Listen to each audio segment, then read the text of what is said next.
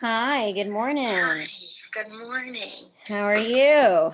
I'm good. How are you? I'm doing well. It's nice to Good. meet you over the phone Yeah, and yes, you as well. get started. Um, so today's call is going to be kind of a lot of information. It's obviously the first call, the onboarding call. The first two calls um, are set up similar in the sense that we get a lot of information from you. This one's going to be more about like the schedule and the food. And then the second one with Michelle is the unpacking the boxes call. That goes more into mindset and how that impacts our health and our hormones. Okay. Okay. So the way we're going to structure it is I'm going to get some background information from you. We're going to go into schedule and we're going to dive into like the details of the schedule. So we're going to spend a majority of the call just doing that because that'll give me a lot of information, even your eating habits, stress level, energy level, all of that. We'll talk about your food log and then you'll get your first baby step. Okay. Gotcha. Okay. And then I'm so Michelle, go ahead. I'm so excited for my first baby step. Yeah. So and she told you about kind of how we structure the program? Yes. Okay. Yeah. The baby steps are unique in the sense, like, many clients that have started, even when I did the program, I actually started in 2018 with the program. So I did it myself. Okay. And a lot of the diet culture is very much like, restrict everything, get rid of everything right away, make these changes fast. And the reason that doesn't sustain and last long term is because it's not realistic to the way we function in our lives, right? We can't, limit so much. And, we kind of put our body in shock when we do it so suddenly. So we implement the Yeah. baby steps. So that way it's almost like your brain can't catch up to the changes that you're making because our brains don't necessarily like change. A trained brain, understands the importance of it. But when we're stressed and kind of feeling, you know, what the symptoms that we're having with our hormonal imbalances, uh, the brain doesn't want anything more to change. So we implement it in very small steps. We want that step to be consistent enough before we give you the next step. Gotcha. Okay. So Yeah, much tell better. me, tell me what exactly you are diagnosed with.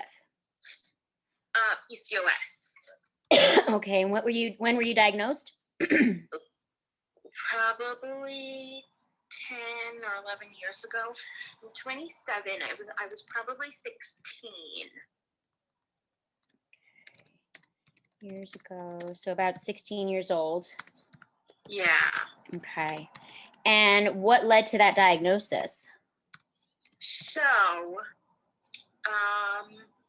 in the beginning, it was just irregular periods, but I don't remember. Okay, so a lot of my symptoms didn't start until just a few years ago. Really, the only symptom that I ever had was the hair and the irregular period. I really was never overweight. I didn't have bloating. Well, that's not true because I did have constipation problems my entire life. But I just didn't have a lot of the fatigue, all that stuff kind of came on a couple of years ago. Okay. More when I started gaining weight, and then everything got worse as time went on also. And then I don't really know how I ended up at a gynecologist, but when I was about 14, I got the Gardasil shot, and it's like a 3-series shot. And they seemed to think that made me really sick. I, in high school, used to throw up at the crack of dawn every single day for years. I even went on homeschooling because I was missing so much school because it would wake me up out of a dead sleep. And I would just throw up bile. It was absolutely nothing. And so somehow I ended up at a gynecologist, and my hormone levels were not right. along with the irregular periods and stuff like that. They kind of came down to that, and they put me on birth control to control my hormones. Now, back then, I had no idea about anything. Neither did my mom. So I probably could tell you my mom probably wasn't even ever on birth control in her whole life. So she probably didn't know anything. And I'm an only child, so it was new to her also. Yeah. And, so I'm still on the pill. I'm a little afraid to come off. Yeah. I mean, you've been on it so you've been on it since you were diagnosed? Yeah. Yeah. And it's the same pill. Like, I have never changed. I changed my prescription once. I don't remember why. And I actually started throwing up again. That was years and years ago, though. So I'm not afraid about, like, throwing up anymore. Yeah, you become kind of desensitized to that. Literally. Yeah. I used to hate throwing up. And then, like, so I'm also very sensitive when I drink. When I was younger, I would have like 2 or 3 beers, like at the age of 16 or something, and I would come home and be so sick to my stomach. And so, like, now if I drink, like, I don't even know, because I'm so careful. I mean, I haven't done it in a long time, so I couldn't even tell you if it's still true. But, like, I know I can drink, like, wine and most likely be fine the next day. I can drink, like, what do I normally stick to? Like, the seltzers and stuff and be okay. But, like, some stuff when I used to drink, it could be beer. I would stick to beer. But I would be sick the next day, and I wouldn't be like overly drinking. Like, I didn't understand why I was getting sick. I mean, I have a suspicion, but definitely we'll jump into that, because beer does have wheat in it. So I don't know if you have wheat intolerance, that might be it. It kind of tell me that could be it, but I don't even like beer anymore. Well, I've actually tried to go to like vodka or something, but I don't drink a lot of it because I'm so, like, it's not worth the hangover the next day. Oh yeah, no, definitely. So I'm like, this is just stupid. Yeah. Okay. So you've been on the pill ever since, and you said your symptoms have been getting worse more recently. Yeah, like, within the last, probably since about 2018. Well, I can tell you 2018 is when I noticed I was gaining the weight. And I don't even know how old I was, 25, 24, 23. I was 23. And I mean, I started gaining weight, like, after high school, like, in my belly, and I didn't really think too much of it. Like, I was like, oh no, like, you know, I look at pictures back then, I'm like, wow, you thought you were fat then. Yeah, right, hindsight, yeah. The 2-piece, like, everything's okay. And, but 2018, 2019 was really, like, the gaining weight process, and the bloating definitely got worse at the same time. The fatigue would get worse. But I'm trying to think. Yeah, so that's really, other than that, the only thing I really had was the irregular periods and the hair. Lots of hair everywhere. A lot of hair loss.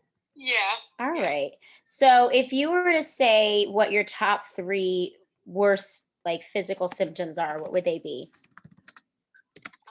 Okay, the weight gain, the fatigue, and the bloating.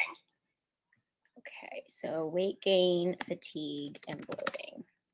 Those are usually the most popular ones. Yeah, weight gain. Yeah. All right, so let's get started with your schedule. Actually, how did you even come across Michelle? Like, how did that process start? So I actually know one of Michelle's friends, Nicole. She is my boyfriend's cousin. And when I had been talking to her about the PCOS and stuff, and she's a very like healthy eater. And she was like, "Oh, my girlfriend does, something." And she gave me her Instagram, and I followed her, and I was like, "Yeah, this is my kind of girl." Awesome. Awesome. Okay. So let's dive into the schedule. We're going to go step by step into the details of your schedule from the moment you wake up to the moment you go to sleep at night. Okay. So if I stop you at any moment to kind of backtrack, it's just because there's what we try to do is what I call the like investigative process to see where, well, there's several reasons we do it. One for being, we want to see where we might want to make some adjustments, right? Where can we assign the first baby step? But then we also want to keep in mind your schedule, right? If your schedule is very hectic, we're not going to ask you to do a baby step that doesn't fit that lifestyle. So we want to be mindful of that, because the more realistic it is to what you can naturally do, it's going to be easier to sustain it. Right. Okay. Gotcha. So, let's talk about what time. Well, Monday through Friday. Do you have like a typical Monday through Friday kind of job? Yes. Okay. So, Monday through Friday. All right. So, let's look at Monday through Friday. What time do you wake up? So I wake up about 6:45. All right. Wake up 6:45. All right. And when you wake up in the morning, what are you feeling any symptoms right away? Do you wake up feeling bloated or kind of joint pain, anything like that? Normally, no. Okay. Yeah, no, normally, no. Okay. And on a scale of, go ahead. What were you saying? Morning is my slimmest. Okay. So you feeling your best in the morning? Yeah, I'm pretty good in the morning. I'm a little tired, but I seem to think that that's normal because you're just waking up and stuff. Yeah. So yeah, I'm pretty good in the morning. And your energy level, if you were to say between 1 to 5, 1 being the lowest, 5 being the highest, what would it be like? Well, I'm definitely not the kind of person who can get up and work out in the morning, so it's probably about a 2. Okay. All right. And then once you get out of bed, what's the first thing you do? I brush my teeth. Okay. All right. And what's the next part of your routine? So I kind of like do the bathroom stuff, brush my teeth, wash my face. And then I go in and get dressed for work. I wear scrubs, so it's a very stressless thing, and I love it. I work at a doctor's office. Okay. And then I come into the kitchen. I make my coffee, which is just iced coffee and creamer. So about the time between, so you wake up at 6:45. By the time you get to the kitchen, what time is it? Probably like 6:55. Okay, so about 10 to 15 minutes later. Yeah. Okay. All right, head into the kitchen. All right, and you said you start making your coffee. Yeah, so I just use like pre-made iced coffee. Okay. My cat is what are you doing? I don't even know what this is. I use like the Stoke brand, that's what it's called. Mm-hmm. I coffee with some vanilla creamer and just nice and easy. And then I just put together, whatever I packed up for lunch, if anything. Sometimes I don't have anything, but I'll, pack up my lunch bag, and that's really all that I have to do in the morning. Although I do go back into the bathroom after the kitchen and do my hair. Okay. Now, do you eat breakfast in the morning at home, or is that something you do at work? I eat it at work. Okay. At home, so you start making your coffee. Are you starting to sip on your coffee at home, or when you get to work? Nope, I sip on it in the car and when I'm at work. Okay. So what time do you leave for work? Like 7:10, 7:15. Leave for work. What's your commute like? Oh, 10 minutes. Okay, so it's a stressless commute. Yeah. All right, so you're getting to work about 7:30 or so. Yes. Okay. Okay, so you get to work. When are you having breakfast? Oh, probably not until about, so I don't normally get hungry until 9 or 10. I'd probably say closer to 10. So I'll eat then. And what do you typically eat for breakfast? So the last couple of weeks I was eating overnight oats, but I kind of got bored. This past week I ate scrambled eggs every day. What did I eat with my eggs? And then I had a yogurt also with that. And I'll probably do eggs again this week because that was a good one. Okay. I actually love eggs. Yeah. Okay. Yeah. The overnight oats was just easy to make, all at once. Yeah. Stuff. Yeah. It's definitely. I'm a fan of, and now I've found like other kind of quote unquote overnight oats where I don't use the oats, but it's probably one of the easiest things to prep and just eat even on your way to work. Yeah. Yeah. And I liked them, but I got bored really quickly. Mm-hmm. Especially because I was eating them probably like 4 days out of the week. Yeah, so it seems, and tell me if I'm wrong. It seems you stick to like one kind of meal until you're done with it. I do. It's horrible. No, it makes sense because you don't have to put too much thought into it. You're just, this is what I'm going to eat and that's all I got to think about. Yeah. Okay.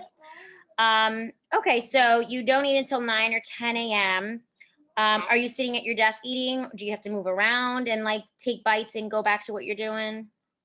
So I take a 15-minute break and I go to the kitchen and eat because I see patients in my office. So if it's something, especially, I don't want it to smell. So that's, I'll take a break. Okay, and what's your role at this office? I book surgeries, essentially. Yeah, okay. I'm a surgeon. Okay, so you're booking the surgeries. So you have you're like your own office. You work the front desk. Yes, I have my own office. Okay. What is the stress level like at work? So it's not really stressful. I actually love my job. I love my bosses, the doctors. But it is very busy. We are very busy. Most of the time we have 2 doctors in at the same time. And they're giving me every other patient, just about. So I do get really busy, but I don't feel like it stresses me out. Okay, good. I've been in this role probably almost 2 years now, and I've kind of managed to, what to do in between patients, what I really kind of figured out my flow. Okay. All right. What time is lunch when you're at work? Depends on when I get hungry. Sometimes 12, sometimes 1-ish. Sometimes if I ate breakfast really late, I won't eat lunch until about 2. And really it's just when I get hungry, I'm like, all right, I'll go take lunch now. Okay. So you do have that ability that once you start feeling those hunger cues, you're able to kind of step out and eat. Most of the time, yes. Okay. And what are you typically eating for lunch? What did I eat this week? So I actually was making, it depends. Sometimes it's a tuna sandwich. Mm-hmm. Let me think. Sometimes if I don't bring lunch, my mom literally lives around the block also, and she doesn't work or anything, and she'll always bring me lunch if I ask for it. Okay. So sometimes I'll just ask her to grab me like a chicken Caesar salad from this Italian place that I love. And then sometimes, so I started doing ground turkey with taco seasoning, and it's really good. But this week I used different taco seasoning, and I didn't like it. Just a different brand or a different like flavoring? Yeah, different brand, I guess. Okay. And I kind of put all that food to waste. Yeah. I was like, oh, this kind of sucks. It happens. I mean, I get frustrated. Oh, sorry, I dropped the phone.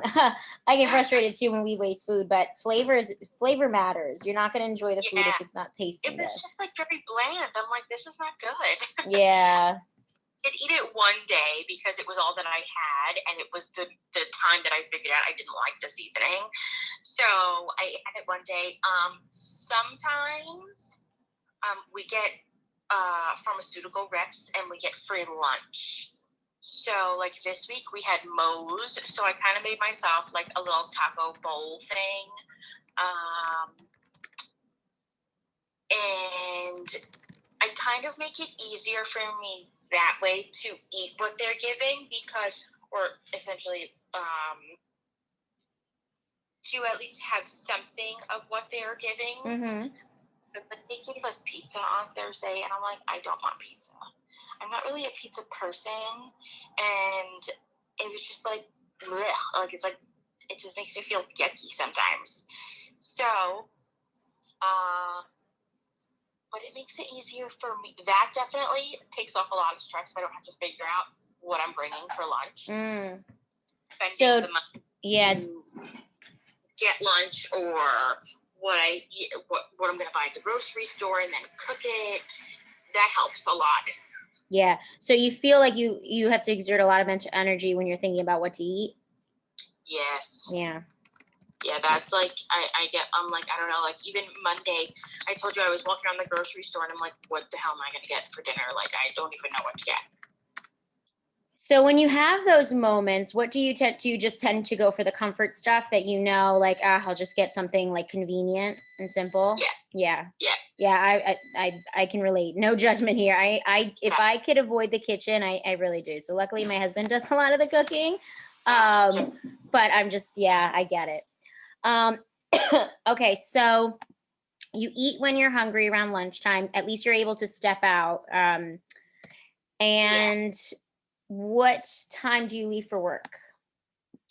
I leave, it depends.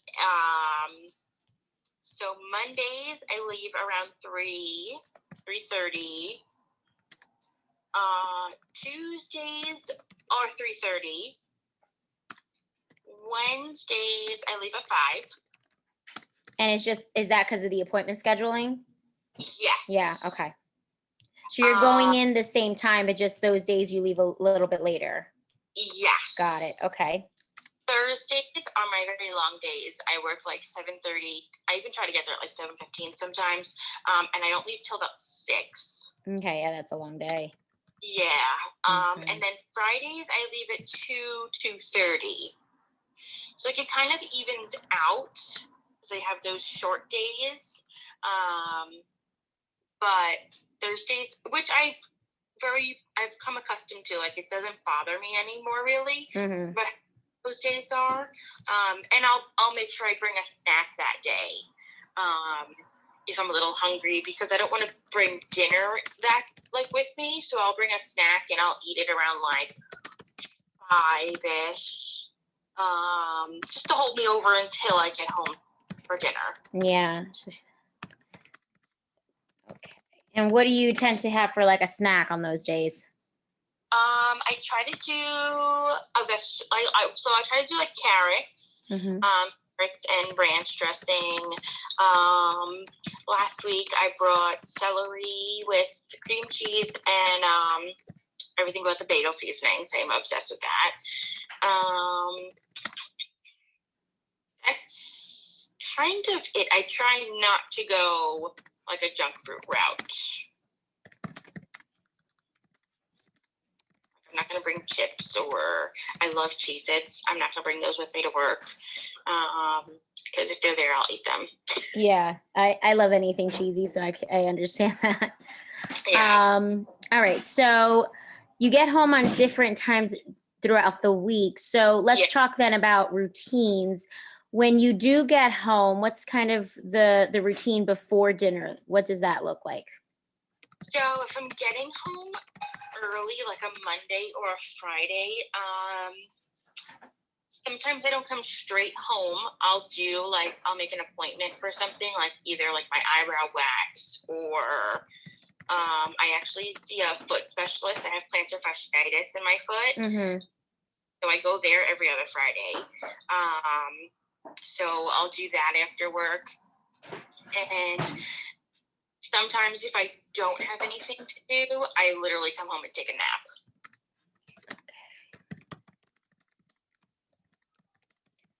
So that's actually good. Let's talk about what your energy level is like at the end of the day. When do you start noticing the energy dip?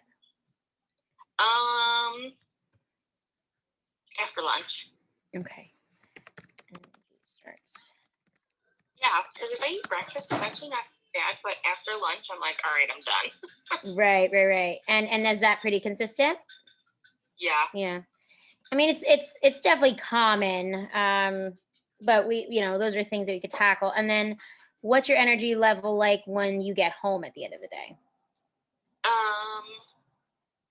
So Thursdays, I am completely exhausted most of the time. Mm-hmm. Although with the sun setting later, I definitely have more energy. Like to do, like, okay, I'm like, oh, okay, it's not pitch black outside. Like, it's okay if we run and do this, or, what do we do this past Thursday? Oh, this Thursday we actually did nothing, but like the Thursday before, we ran over to my friend's house really quick. And I was like, all right, not too bad. But it definitely depends on the time. My earlier days, I would definitely rather nap. My later days, like Wednesday and Thursday, I definitely try not to nap because I just don't know. I'll try to go to bed early, but sometimes it doesn't work. And when I say doesn't work, I just mean like I end up either in the kitchen for a long time or being lazy where I didn't get to the kitchen until an hour after I got home from work. But I do try to plan out my dinners for the week. It's just me and my boyfriend, so it's kind of easy, but we just moved in together at the end of February, so cooking and like what we're gonna have is new for both of us. Okay. So I'm not a pro at it yet, but I try to think ahead of the game and say, okay, I have this meat, I'll go buy that's on sale, whatever. Or I love TikTok for my food. So getting like different recipes from there? Yes, I have an air fryer, so I love that. Oh my God, I love air fryers. Yeah, so I'll try to think about it ahead of time. I have what do they call FOMO? Mm-hmm. So like the weekends, if there's like things going on, so now it's going to become summertime and we have a boat. So weekends are going to be definitely on my boat. And I have FOMO that like I have to come home and meal prep or something. So what I've kind of learned to do is Mondays, since I get home so early, I kind of try to do everything then. This way of the weekends, I'm not like, I have to stop having fun. I have to stop enjoying my time to come home and essentially do things I don't want to do. Yeah, that makes sense. So I've kind of learned, okay, Mondays, I get home really early. Like I have so much time. Like if I get home between 2 and 3 o'clock, I have all day. I can go grocery shopping. I can come home and cook, and I'll keep myself up. I'll try not to take a nap. feel like a baby when I say that. Like, it's not nap time. Well, and the thing is too, the fatigue, right? Which is really common for us with, PCOS and hormonal imbalances and all that. The fatigue kind of overpowers us a bit, Yes. right? So that's definitely, that's not uncommon. Yeah. So I'll do that. I'll make sure that like I get it done before I start to really relax, because sometimes if I sit down, I ain't getting up for the rest of the night. Yeah. So I'll try to get that stuff done, and this way I don't feel like it's taking over my weekends or my Sundays or this or that. I do have to do like a trial and error kind of thing with it though, when the time actually comes that we're going to be going on the boat. My boyfriend is a very sleep inner. So if I do have time in the morning before we go out on the boat or whatever to get stuff together, I do plan on trying that. Mm-hmm. But my plan for now is to do it on Mondays after work. Because I think too, like, whipping up eggs takes 5 seconds. So I can do that for Monday's breakfast. And then if I bring a tuna sandwich, that takes 5 seconds also, just putting it together. So if I have to do that for Monday, I'll do that and then come home and figure out the rest of the week. Yeah. Okay. Yeah, that makes sense. Absolutely. The planning, and when you do the planning, you find that it alleviates the stress around, just the lifestyle and the cooking. Yeah, definitely. If I have something, if I have a recipe I want to make, or if there was meat on sale that I want to buy and make, like I definitely try to plan ahead of time either way, or at least have ideas of what I'm getting when I'm going to the store. Mm-hmm. Because I can't just go to the store and buy. I can't just go and wing it at the store. I can't do that. Okay. So dinner on Monday through Fridays around what time? Probably between probably like 7:30, depending. Sometimes I try to wait for him to eat. He doesn't get home till about 6, like every day. Recently he's been doing a lot of side work in our driveway after work. So like, if I'm not hungry, I don't really care. But if I am hungry, I will eat, and I won't wait for him. Because I'll end up waiting all night for him, and that's not going to happen. And I also don't like to cook late either. Like, I'm not going to start cooking dinner at 8 o'clock at night. Oh, yeah. So, yeah, no. So, it definitely depends on how the day is, or what he's doing after work. But I would say 7:30 is probably a good time, although to me, that's late. I don't like it. What time would you prefer dinner? Like 6:30, 7. Okay. And you said sometimes it depends if you're hungry or not. So are your hunger cues consistent or not so much? It's just like the timing. Mm-hmm. I am definitely hungry, but like sometimes I'm hungry at like 5 in the afternoon. I'll come home and have something quick. Or when I say quick, I mean like leftovers. Like I'll whip, like we had meatloaf one day last week. Like I'll have a piece of meatloaf just to kind of hold me over. Mm-hmm. And I'd say probably, by the time he gets home from work, I'm definitely like hungry at like 6:30. Okay. So then after dinner, what is the routine like before bed? Mostly either relaxing and watching just like TV, or I'll take a shower and then relax. I try to like wind down. Not that I really have to. I could essentially go straight to bed. Like if it was late, like if it was like 10 or 11 o'clock, I could literally go straight to bed without having to wind down. But I just like to relax. I feel like it relieves more. I don't know, like it doesn't relieve more of my tiredness, but I enjoy doing nothing sometimes. Mm-hmm. Absolutely. And that's important. So, by the time we clean up and stuff, sometimes it's 8:30. Yeah, I'll jump in the shower and then just kind of relax for the rest of the night. I try not to do like laundry on weeknights unless it's like a Monday or a Friday or a day that I'm home early. So I'll just try to relax afterwards. I don't really do anything else. Got it. Okay. Yeah, that makes sense because you're not trying to start any projects. You're trying to wind down. Exactly. Okay. And then what time are you starting your bedtime routine? And do you have a bedtime routine or do you kind of just hop into the covers and go to sleep?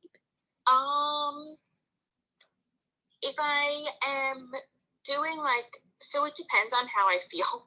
Mm-hmm. If I want to go dry my hair after the shower and stuff, I'll do that. But the routine itself is more or less if I'm showering at night. Well, I really only shower at night. But if I'm showering, that's pretty much my routine itself. If I want to dry my hair, I do. If I don't, I don't. If I don't take a shower and I'm just washing my face or something, Mm-hmm. Probably around 9 for that. If I shower, it's earlier. I try to shower earlier because I hate going to sleep with my hair wet. Yeah. But I've been blow drying my hair more often because I've been showering later than I wanted to. So probably around 9. Starts around 9. Yeah. And then once you're ready to get into bed, how long does it take for you to fall asleep? Oh, not long at all. Okay, so you fall asleep quickly. I fall asleep quickly, yeah. Do you stay asleep throughout the night? I do sometimes. More recently than ever, actually, I have to pee in the middle of the night, which is definitely not like me, but I am definitely drinking more water closer to bed than I usually do. Okay. And so that would be the only time I really got up out of bed. If I wake up in the middle of the night, it's just because I'm like flipping over or switching positions, and I go right back to sleep. Got it. All right. And you have so even when you wake up quickly, like you said, you just kind of flip over and you have no issues falling back asleep. Yeah. Okay. All right. So then let's talk about the weekends briefly. What's the main differences in the weekends? Obviously no work, but is there anything in your routine that's like significantly different on the weekends? I definitely wake up later. Sometimes I can sleep really late, sleep till like 11 o'clock. But I don't like that because I'm like, half my day's over if I'm at work already. So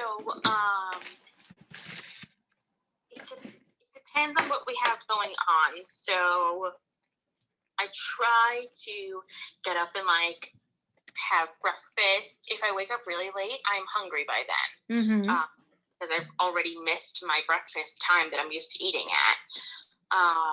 So I'll try to make breakfast, which is normally avocado toast on the weekends. And then either I wait for him to wake up, or if I have somewhere to go, sometimes my mom and I will go grab coffee. So she'll come pick me up. We'll get coffee and then just go for a drive around. We have, I live right by the water, so we have docks that you can kind of drive around. Mm-hmm. So we'll do that, just a quick little thing, and then I'll come back. And if we don't have any plans for that day, so today, today I'm going to get my nails done. My stepbrother's actually getting married this coming. So this week after work, I have an appointment every single day. Busy week. Yes, I'm going to be exhausted this week. I'm already not looking forward to it. So today I'm going to get my nails done, and then I'm going to come home. I know he's going to be working on the boat, so I'll probably clean a little the house. I might do some laundry, and I will stick eating sometime either between I go before I go to get my nails done or right after because I'm already getting hungry. Got it. Okay, so let me just check time here. So I brought up your food log here. We're gonna jump to food here, and for the most part, I've already kind of gotten a sense of your habits. It seems like you definitely do 3 meals a day. Occasionally you have like some snacks, which is fine. We're not anti-snack at all. So I just always like to check that. So this was 3 days last week. This was probably, so what day? Was it Tuesday, Wednesday, Thursday, Yeah, Tuesday, right? Wednesday, Thursday. Yep. So not this past week, the week prior. Okay. So the Kodiak waffles, are those the regular waffles with the wheat or the gluten-free ones? I don't know. I finished the box. I think, are the Kodiak waffles the protein ones? Is that the ones we get? Yes, they okay. are. Yeah. Okay, so those have the gluten, which is, I'm just double checking which ones. Light and fit Greek yogurt. So good, like that seems like good protein in the morning. If the Kodiak waffles are the ones I'm thinking that have the protein. Then slice of chicken, bacon, ranch pizza. Now with the pizza, you said you do get an upset stomach with the pizza? I just don't, it's just not first choice. Mm-hmm. Especially like plain pizza. I'm like, I just don't love it. Okay. What is it, more of like the texture, the taste, or the way you feel after? It's probably more just the taste, and I'm like the greasiness just kind of grosses me out sometimes. Okay. So you did the same breakfast, these 3. So I could see here the pattern that you stick to 1 meal, which totally makes sense. That's I do the same thing because it's just one less thing to think about. Yeah. Okay. So breakfast was the same 3 days. Tuesday, you did ground turkey, taco meat, mixed veggies. Dinner, steak bites with gravy, pastaroni, and cooked spinach. Delicious, delicious. Okay. How much water are you getting in a day? If you could estimate. We figured out that water bottle. I do carry a refillable water bottle with me. I think it's about 24 ounces. I try to get 2 of those in every day. At least. So we're looking at like 48 ounces or so? Yeah. Okay. A day. So total is like about 48 ounces.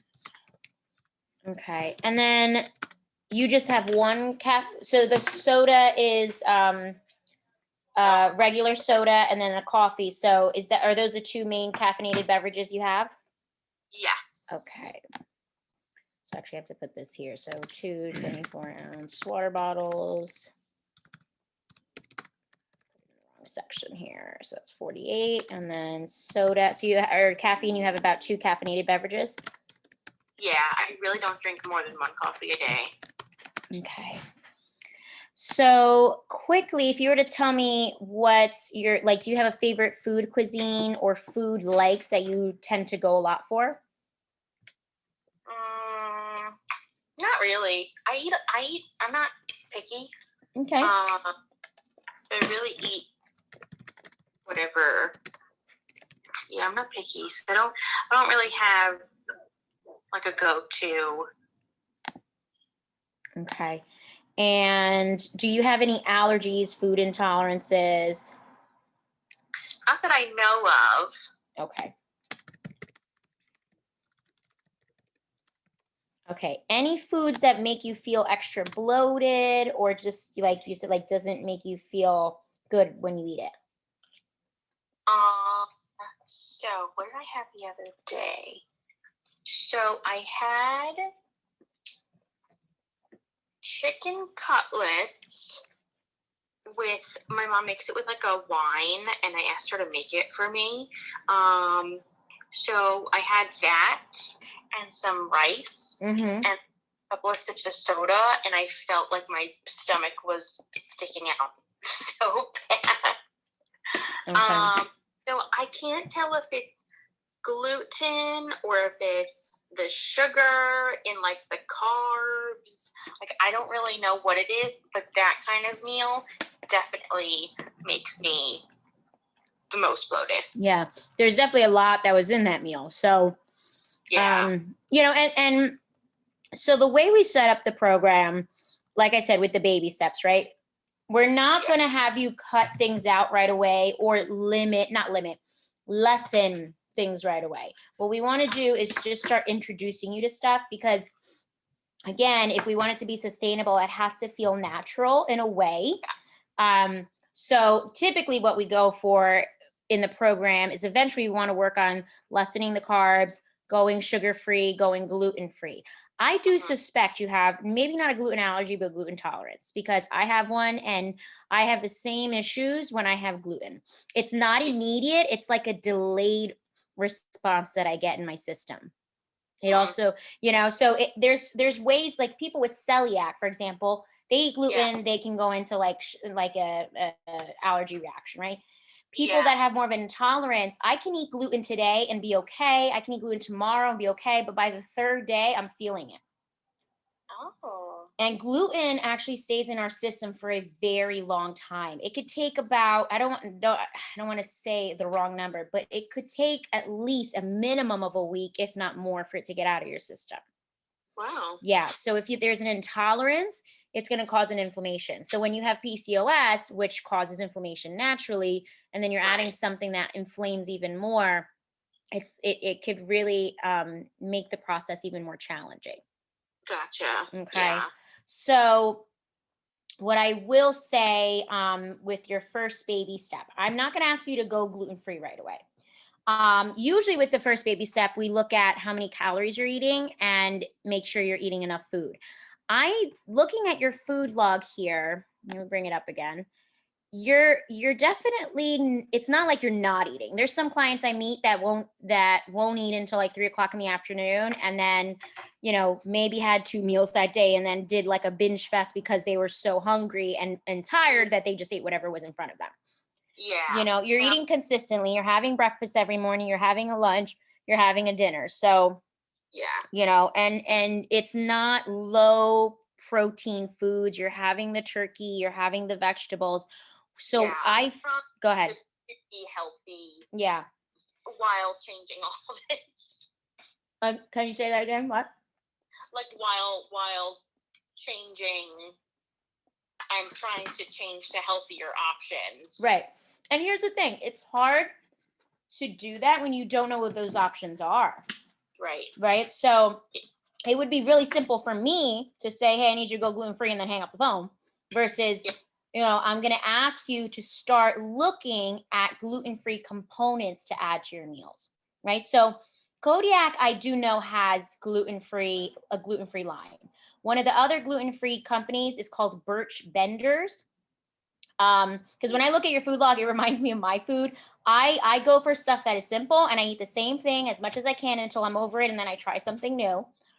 And I eat, honestly, convenience. So I do eat, probably like people who are organic and like really super healthy would probably look at my eating and say, oh my God, you eat way too much like processed stuff. But let's be real and like what our lifestyles are like. And I'd rather a client eat than not eat and struggle trying to eat like organic, plant-based, or like, like it's just not sustainable for everybody. Right. So what I want your first baby step to be is just to start looking at gluten-free options. And this is going to get easier because in your fourth call, not your third one, we're moving it over to the fourth call because the third one we start talking about it. You're going to do a virtual food shopping call with me. Okay. Where you're going to make a list, and this is down the line, but just so you have an idea of what's coming, you make a list of all the foods you tend to buy, go for, eat when you're really tired. What are you eating? Right. And we're going to help you find alternatives. That always makes clients feel hopeful that like, oh, okay, so I can still enjoy the foods I eat, but there's better options for me. Right. So what your first baby step is going to be, you're going to continue eating the way you're eating. Okay. And you're not going to stress. I don't want you stressing about, oh my God, I didn't have anything gluten-free today. That's okay. Right now we're introducing what gluten-free looks like. Okay. So what I would say is pick one component that you typically eat that has wheat and find a gluten-free option for it. Okay. Okay, so it might be the waffles, maybe the pasta, if you want, Yeah. because I see a little bit like you have here, the where did I see it? I know I saw it. The Chipotle bowl, no. Oh, the pastaroni, the cooked spinach, right? So you might want to Yes. try that. Okay. Okay. Um, and let's see how your body responds, because from what you were telling me, it sounds like you might be having a delayed response to gluten, and I'd be curious to see is, as we slowly start to kind of eliminate gluten, how you start to feel and how the fatigue might start to get better if you start taking that out of your diet. Okay. Okay, how does that Gotcha. feel? Does that feel manageable? Yeah. Yeah. Yeah. Okay. Eventually down the line, we will look at that caffeine. But again, you're not having 9 cups of coffee. I had a client with like 9 cups of coffee that I was like, we've got to lessen this. Oh God. Yeah. And you're having your cup of coffee after the 2 hours from waking, if I recall. So it's not like you're not waking up and chugging coffee right away. Yeah. So I'm definitely. I drink it slowly. Especially while I'm at work. So like if I start it when I get there at like 7:30, I'm still drinking it sometimes at like 11 o'clock. okay. So you're not really dependent on it. No. It's more of a refreshing. Sometimes I do, if I don't have coffee, I do feel more tired. Mm-hmm. Like I'm yawning more and stuff. But I don't chug it. Like I'm not like, okay, I have my cup of coffee. Like no, I kind of skip on hours. Okay. When do you typically have the soda? Because I see one soda here every day. So either after lunch or with dinner. Okay. And I'll tell you those I love. So the soda is specifically Pepsi or Coke. And I crave it. And it's the regular kind. Yeah. Okay. And I crave like I like if I was to drink like a Sprite instead, I don't think it would do it justice. So how do you feel about Diet Coke or Diet Pepsi? I could get used to it. I could. I've drank, I've had it before. I know, I could get used to it. Okay. I think it might satisfy the craving for it. Right, because you could be craving the sugar content, just the even carbonated feeling, right? Like there is something Yeah. about soda, especially diet, like or about Coke or Pepsi, that you don't get from other like drinks, right? So Yeah. you could be, it's our bodies. What research has shown is that our bodies can actually become addicted to sugar, and our brain responds to sugar the way it could respond to drugs. Wow. Yeah. So it's something that also down the line we're going to go for, but we're not going to start implementing this all right away. The one thing that Michelle always told me when I started and tells clients is the reason people struggle and don't start seeing results is because they're trying too much too fast. Yeah, right. Definitely. So yeah, we could maybe start, hey, maybe when you go shopping, pick up some diet soda and just start maybe trying that out, but we're not going to ask you to start consistently doing that yet. I'm curious to see how your body responds to us starting to eliminate some gluten out of your diet. Yeah, I'm interested in that. Okay. So I'm going to put that down as your baby step here. And then I'm going to send you a video to watch to kind of like introduce you a little bit to like what to expect out of the program. So you can watch that when you have a chance this weekend. And then you're going to book your second call, if you haven't already, with Michelle. Yes, I did book it. Okay, awesome. All right. So any questions? No. All right. So the only thing is, yes, maybe one. How can I figure out like what gluten is in to try to find alternatives? Anything that has wheat has gluten. Wheat. Okay, gotcha. Okay, so when you look at box labels now, wheat is actually an allergen that has to be labeled on any food product because it's one of the biggest allergens out there. And wheat, eggs, soy, right? So peanuts. Right. So when you look at your labels, if it says wheat, it's going to have gluten. The pastas I tend to go for, like it'll say gluten-free, although those tend to be high carb, but again, not your baby step yet. But I love chickpea pasta. I actually have it. I did like it. I made it Yeah. once. And you've got a good amount of protein in it. You've got a good amount of nutrition and minerals. So Yeah. again, it's still a little bit higher carb, but that's not your baby step right now. We're just trying to pull the gluten out of your system. Okay. And eventually, once you're completely gluten free, then we're going to start to see, okay, let's start to pay attention to how your body is responding. Are you seeing a change in your symptoms? Yeah. Okay. Gotcha. Awesome. So I have here, we're going to start looking for gluten-free options. I'm gluten-free myself. I still honestly am not 100%, so I even work on it, but I can Yeah. send you some items. Like if you even have any items at home and say, hey, do you have a gluten-free option for that? Text it to me and I'll send you what I have because I almost guarantee I have a gluten-free option for it. Okay. Cool. All Yes. right. Yes. Awesome, Brittany. It was a pleasure speaking with you. I know we went a little Yes. bit over. You I'm too. sorry to take over your time, but I No, think that's it okay. Yours is awesome. more important than mine. You're Yeah. working. Well, no, we're good. We're good. I just wanted to make sure that you felt good about it. And then definitely you have unlimited texting. Okay. Yeah. So we want the clients that do the best are the ones that are contacting us the most. So any questions, any concerns, struggles you have, message me or Michelle and we'll get back to you. Sounds good. Yeah, that's gonna be me. All right. Awesome. Have a great Thank rest of your Saturday. you too. Thanks. Bye. Bye.